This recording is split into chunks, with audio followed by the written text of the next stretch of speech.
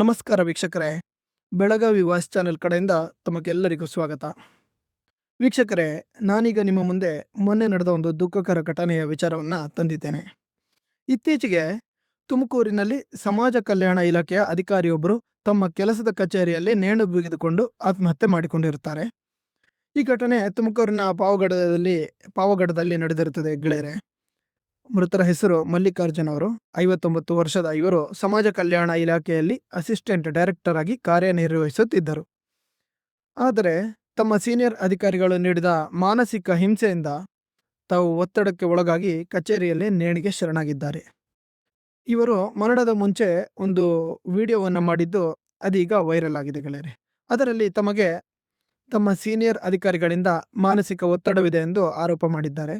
ಹಾಗೂ ಕೊನೆಯಲ್ಲಿ ದೇವರು ಅವರನ್ನು ಖಂಡಿತವಾಗಿ ಶಿಕ್ಷಿಸುತ್ತಾನೆ ಅಂತ ಹೇಳಿ ಕಣ್ಣೀರು ಕೂಡ ಇಟ್ಟಿದ್ದಾರೆ ಗೆಳೆಯರೆ.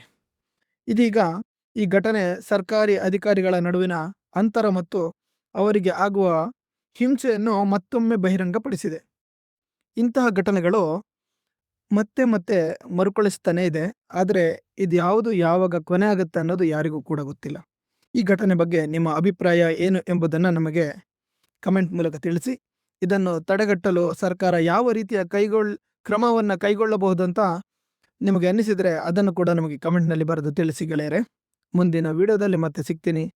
ಈ ವಿಡಿಯೋ ನಿಮಗೆ ಇಷ್ಟ ಆಗಿದ್ದರೆ ಲೈಕ್ ಮಾಡಿ, ಶೇರ್ ಮಾಡಿ, ಸಬ್ಸ್ಕ್ರೈಬ್ ಮಾಡಿ. ಚಾನಲ್ನ ನೀವಿನ್ನು ಸಬ್ಸ್ಕ್ರೈಬ್ ಮಾಡಿ, ದಯಮಾಡಿ ಸಬ್ಸ್ಕ್ರೈಬ್ ಮಾಡಿ. ಧನ್ಯವಾದಗಳು.